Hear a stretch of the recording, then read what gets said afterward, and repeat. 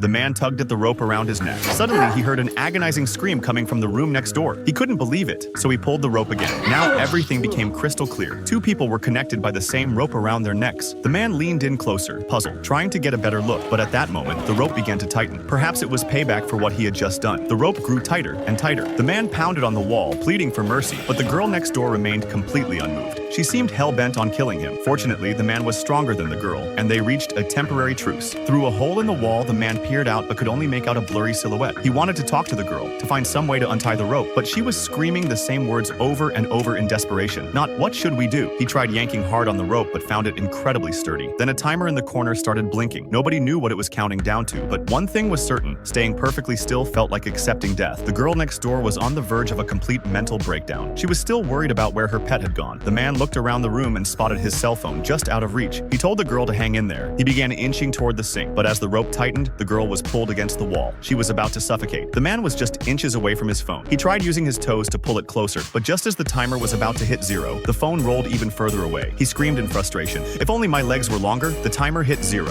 The girl's screaming stopped. The man peered through the hole again. Thick blood was gushing out from inside. He frantically pounded on the wall, but there was no response. She was probably dead, but this wasn't the time for grief. The timer had reset. Now everything was clear. The owner of this house wasn't going to let him escape easily. He began searching the room for anything useful, then noticed the fluorescent light on the ceiling. Maybe he could use it to cut through the rope. He quickly climbed onto the bed, but once again, his height became the biggest obstacle. He stacked some items underneath to gain extra height. He managed to knock the glass down to the floor. That's when he saw the girl's dog under the bed. It was dead, but why was it in his room? He didn't have time to think about it. Just as the man was about to grab a piece of glass, the rope suddenly tightened again. It turned out the girl next door wasn't dead. She had only passed out. Now, she wanted revenge, and she was using every ounce of her strength. The man tried to explain, but the rope around his neck made it impossible to speak. The timer was almost back to 0. The man was completely exhausted, but at the last moment, a red liquid began pouring from the wall. The rope loosened. The man didn't waste a single second. He had no choice, no mercy. He pulled the rope with all his might and snapped her neck. When he was certain the girl had stopped moving, he picked up the glass shard from the floor. Nobody knew what the timer really meant. Just as it was about to hit 0 again, he cut through the rope. Just when the man thought it was all over, the timer started up again. Another rope had silently wrapped around his wrist. It turned out the real purpose of the countdown was to drive him into conflict with whoever was on the other end of the rope. They were all just toys for someone's entertainment. Maybe death was the only way out of this game.